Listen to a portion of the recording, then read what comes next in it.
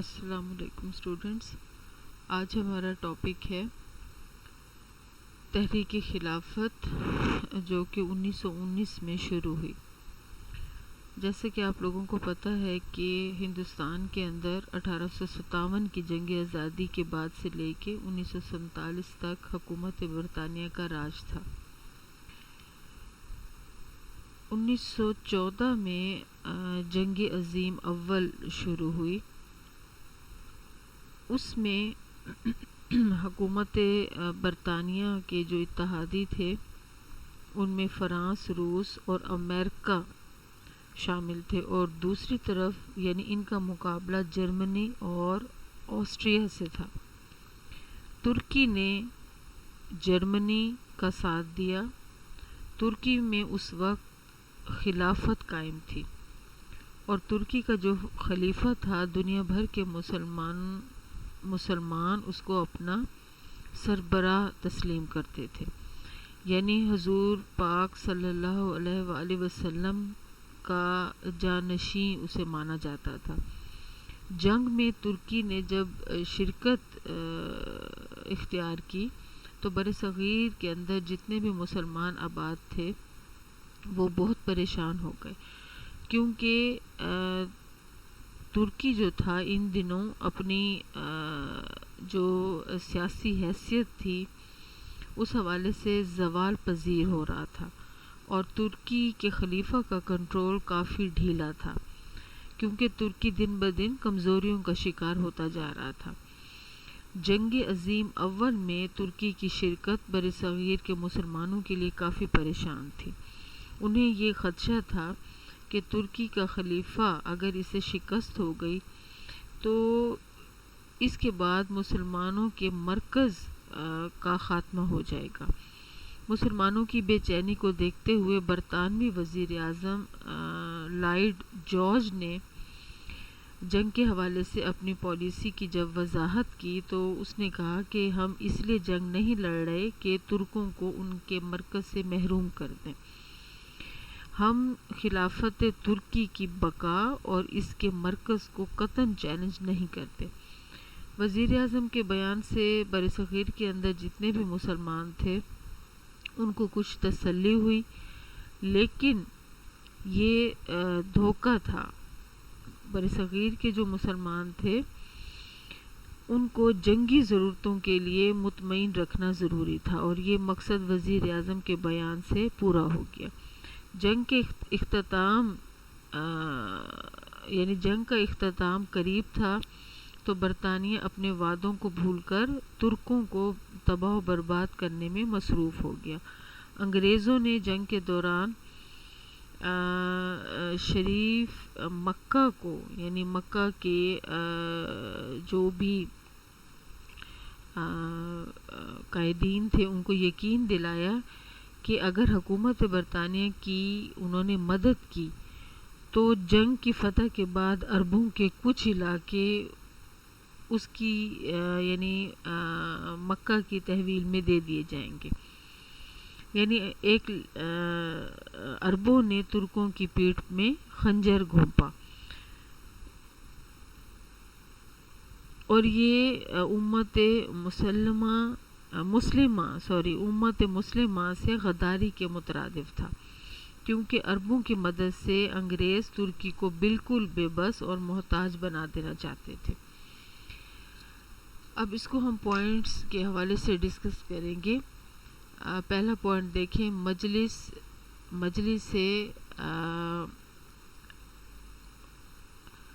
خدام کعبہ، یعنی جو مقامات مقدسہ تھے ان کی حفاظت کے لیے برصغیر میں علماء کرام نے عام مسلمانوں کو منظم کرنے کا فیصلہ کیا، اور ایک تنظیم مجلس خدام کعبہ کے نام سے تشکیل دی گئی۔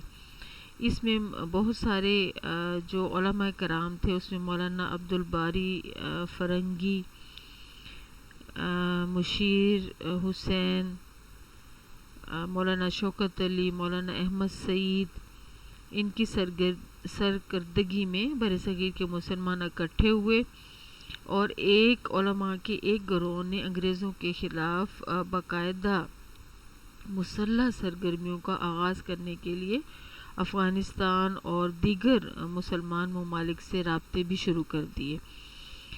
مولانا عبید اللہ سندھی اور مولانا محمود الحسن نے انقلابی جدوجہد شروع کر دی، لیکن غداروں نے اس جدوجہد کو ناکام بنانے میں انگریزوں سے تعاون کیا۔ اب اس کا نتیجہ یہ ہوا کہ مولانا محمود الحسن کو گرفتار کر لیا گیا۔ خلافت کمیٹی کا قیام۔ ترکی کی جب شکست ہو گئی تو اس کے بعد انگریز حکومت جب اپنے وعدوں کو بھول گئی اور ترکی کو تباہ کرنے کے منصوبوں پر عمل شروع کر دیا، تو مولانا محمد علی جوہر اور مولانا شوکت علی نے ترکی کی خلافت کے تحفظ کے لیے ایک منظم پروگرام بنایا۔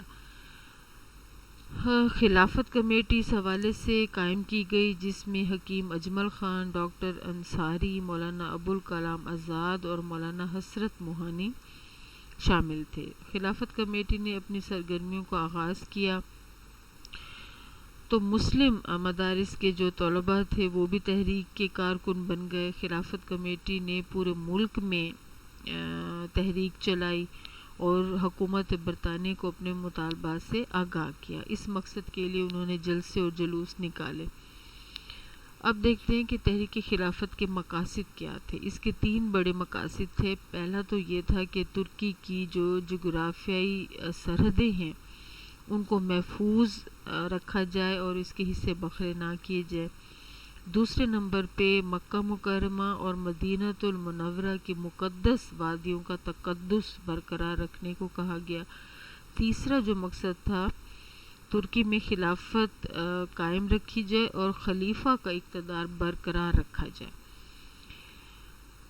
اگلا پوائنٹ دیکھیں، گاندھی اور تحریک خلافت۔ اب گاندھی نے تحریک خلافت کے حوالے سے کیا رول ادا کیا؟ گاندھی نے تحریک خلافت کی قیادت کی اور اس نے بر صغیر کے اندر سول نافرمانی، عدم تعاون اور ترک موالات کی تحریکوں میں مسلمانوں کو شامل کیا۔ گاندھی نے پرجوش مسلمانوں کی مدد سے اپنی تحریکوں کو کامیاب بنانے کے لیے چال چلی۔ اس نے تحریک خلافت میں مسلمانوں کا مکمل ساتھ دینے کا اعلان کر دیا، لیکن مسلمان گاندھی کی سیاست کو نہ سمجھ سکے اور اس کی باتوں میں آ کے اسے تحریک خلافت کے پلیٹ فارم پر لے آئے۔ گاندھی نے تحریک کے جلسوں میں تقریریں کی، مسلمانوں کے موقف کی مکمل حمایت کا اعلان کیا۔ اسی دوران گاندھی مسلمانوں کو غلط مشورے دیتا رہا اور وہ حکومت پر اپنا دباؤ بڑھانے کے لیے عدم تعاون کی پالیسیوں پر عمل پیرا مسلمانوں کو عدم تعاون کی پالیسیوں پر عمل کرنے کا مشورہ بھی دیتا رہ گیا۔ سرکاری ملازمتوں سے اس نے کہا مسلمانوں کو کہ وہ مستعفی ہوں، القابات واپس کر دیں۔ مسلمانوں نے گاندھی کے کہنے پہ حکومت برطانیہ کی طرف سے جو انہیں القابات اور اعزازات ملے تھے وہ واپس کر دیے۔ تعلیمی اداروں سے نکل کر حکومت کے خلاف مسلمانوں نے تحریکیں چلائیں، فوجی بھرتی سے انکار کر دیا اور حکومتی اداروں کا مکمل بائیکاٹ کیا۔ گاندھی نے مسلم تعلیمی اداروں کے لیے حکومتی گرانٹ کو مسترد کر دینے کا مشورہ بھی مسلم رہنماؤں کو دیا۔ جذبات میں آ کر مسلمانوں نے گاندھی کی پالیسیوں پر عمل شروع کر دیا۔ اس کے نتائج بڑے نقصان دہ برآمد ہوئے۔ مسلمان معاشی طور پہ تباہی کا شکار ہوئے، ملازمتوں سے مستعفی ہوئے تو خالی اسامیاں جو غیر مسلم تھے ان کے حصے میں آئیں۔ تعلیمی اداروں کی کارکردگی پر بڑا برا اثر پڑا۔ مسلم قوم گاندھی کی سازش کا شکار ہو کے بہت کچھ گنوا بیٹھی۔ اگلا پوائنٹ ہے تحریک ہجرت۔ گاندھی نے مولانا ابوالکلام آزاد اور مولانا محمد علی جوہر کو مشورہ دیا کہ وہ مسلمانوں کو ہجرت پر آمادہ کریں۔ تو علماء نے فتوے صادر کر دیے کہ بر صغیر جو ہے وہ حرب ہے، یعنی رہنے کی ناپاک جگہ ہے، یہاں مسلمانوں کا دین اور حقوق محفوظ نہیں ہے۔ انہوں نے مسلمانوں کو کہا کہ وہ افغانستان یا کسی دوسرے مسلم ملک کو ہجرت کر جائیں۔ جذباتی طور پہ مسلمان جو تھے وہ گاندھی کی باتوں میں آ کے انہوں نے اپنا گھر بار اور گھر کا ساز و سامان، جائیداد وغیرہ اونے پونے داموں بیچ کر افغانستان کی طرف چلے گئے۔ لاکھوں خاندانوں کے قافلے جب افغانستان پہنچے تو افغان حکومت نے انہیں پناہ دینے سے انکار کر دیا، سرحدیں بند کر دیں، تو مسلمانوں کو مایوس ہو کے واپس ہندوستان آنا پڑا۔ ہزاروں افراد بھوک اور بیماری کی وجہ سے انتقال کر گئے، اور جو بچے وہ بدحالی اور غربت کا شکار ہو گئے۔ گاندھی جو تھا اسی انجام کا خواہش مند تھا، اس کی چال مسلمانوں کے حوالے سے کامیاب ہو گئی۔ وفد خلافت انگریز حکومت کو خلافت کے متعلق اپنے جذبات سے آگاہ کرنے کے لیے مسلمانوں نے ایک نمائندہ وفد لندن بھیجنے کا فیصلہ کیا۔ وفد کے جو سربراہ تھے وہ مولانا محمد علی جوہر تھے۔ اس کے علاوہ اور بھی کئی شخصیات وفد میں شامل تھیں، ان میں مشیر حسین اور شعیب قریشی، سلیمان ندوی وغیرہ شامل تھے۔ وفد نے پہلے دلی میں وائسرائے سے ملاقات کی جو کہ برطانیہ کا وائسرائے تھا، اور بعد میں وہ لندن روانہ ہوا۔ برطانیہ اور فرانس میں وفد نے جلسوں کا اہتمام کیا۔ لندن اور پیرس میں حکومتی نمائندوں سے ملاقاتیں کی، لیکن ان کا رویہ بڑا حوصلہ شکن تھا۔ وفد جو تھا وہ ناکام واپس لوٹا۔ آگے ہے تحریک کی سرگرمیاں۔ اب تحریک خلافت کی جو سرگرمیاں تھیں اس میں خلافت ترکی اور ترکی کے جو جغرافیائی حدود سے متعلق اتحادیوں کے فیصلوں نے برصغیر کے مسلمانوں میں غصے کی لہر دوڑا دی۔ شہر شہر جلسے منعقد ہوئے، جلوس نکالے گئے، حکومت سے مکمل عدم تعاون کی پالیسی پر عمل کرنے کا فیصلہ ہوا۔ ملک بھر میں ہڑتالیں ہوئیں، روزمرہ کا معمول جو تھا وہ معاملات جو تھے وہ صحیح طریقے سے نہیں چل رہے تھے۔ طلباء، وکلاء، علماء اور دیگر طبقوں نے بڑی تعداد میں گرفتاریاں پیش کیں۔ علماء کرام نے تحریک کے حق میں فتوے دیے۔ مولانا محمد علی جوہر اور دوسرے لیڈروں کو گرفتار کر دیا گیا، اور اس کے علاوہ مسلم اخبارات نے مسلمانوں کو تحریک میں حصہ لینے کے لیے آمادہ کیا۔ تو محمد علی جوہر کے اخبارات ان میں کامریڈ، ہمدرد اور مولانا ابوالکلام آزاد کے اخبار الہلال اور مولانا ظفر علی خان کے اخبار زمیندار نے مسلمانوں کے دلوں میں انگریزوں کے خلاف آگ لگا دی۔ اگلا پوائنٹ دیکھیں، تحریک کا خاتمہ۔ اب تحریک کی خلافت بھرپور انداز میں آگے بڑھ رہی تھی۔ گاندھی اور اس کی جماعت انڈین نیشنل کانگریس کی تحریک میں بھی مسلمان بڑھ چڑھ کر حصہ لے رہے تھے، تو اچانک گاندھی نے مسلم لیڈروں کو اعتماد میں لیے بغیر اپنی تحریکوں کے خاتمے کا اعلان کر دیا۔ دراصل گاندھی چاہتا تھا کہ برطانیہ کو جنگ عظیم اول کے دوران میں بلیک میل کر کے اسے ہندوستان چھوڑنے کے لیے مجبور کر دے۔ تو جب ایسا نہ ہو سکا تو جنگ ختم ہونے کے بعد برطانوی کنٹرول اور زیادہ مضبوط ہو گیا ہندوستان پر۔ تو گاندھی کو اپنے عزائم پورے ہوتے نظر نہ آئے تو اس نے اپنی تحریکیں ختم کر دیں جو اس نے حکومت برطانیہ کے خلاف مسلمانوں کو شامل کر کے چلائی ہوئی تھی، اور اپنے اس فیصلے کی بنیاد اس نے ان دو واقعات کو بنایا۔ اب ان دو واقعات میں ثانیہ چورا چوری تھا، اس میں ضلع گورکھپور کے ایک قصبے جس کا نام چورا چوری تھا، اس میں مظاہرین نے ایک تھانے پر حملہ کیا اور اسے آگ لگائی، 22 افراد زندہ جل گئے۔ تو گاندھی نے جب یہ اطلاع پائی تو اس نے تحریک کا خاتمہ کر دیا۔ دوسری اس نے جو وجہ بتائی وہ تھا موپلا جنگ آزادی۔ اب موپلا ایک عرب نژاد قوم تھی جو بر صغیر میں مالابار کے ساحل کے ساتھ ساتھ رہتے تھے۔ انگریزوں کے خلاف انہوں نے جنگ کا آغاز کیا تھا۔ موپلوں نے ہندوؤں کو بھی سزا دینے کا فیصلہ کیا۔ وہ انگریز راج کو ختم کر کے مسلم حکمرانی کا قیام چاہتے تھے۔ گاندھی نے حکومت کو موپلوں کے خلاف کارروائی کرنے کو کہا، جس سے ہندو مسلم تعلقات خراب ہوئے۔ تو گاندھی نے حکومت کے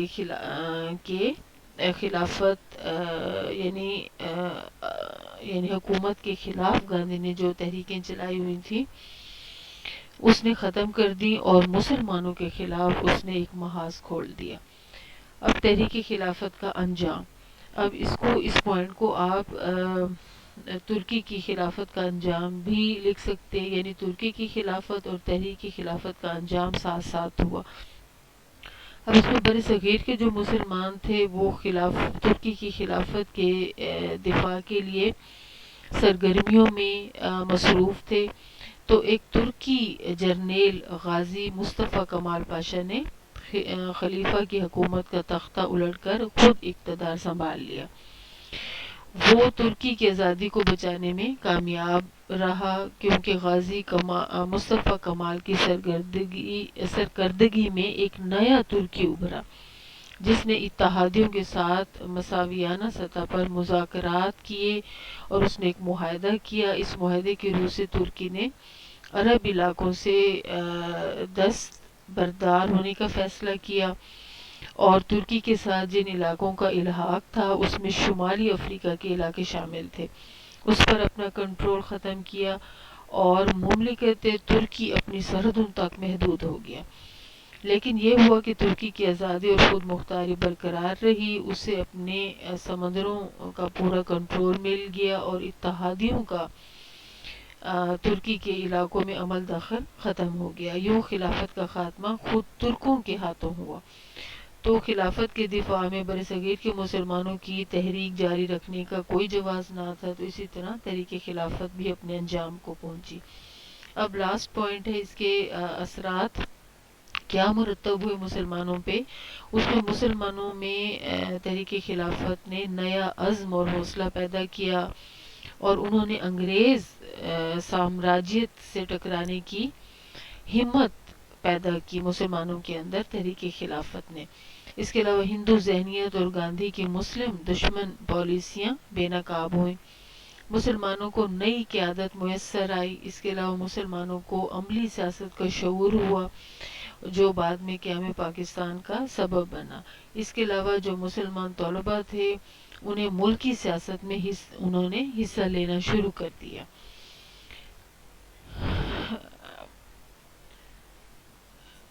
بچے، میں نے آپ کو ایک پہلا جو پوائنٹ بتایا تھا تحریک خلافت کے حوالے سے، مجلس خدام کعبہ ہے یہ لفظ، یعنی خدمت سے نکلا ہے خدام کعبہ۔ ٹھیک ہے، اس کو آپ صحیح کر لیں۔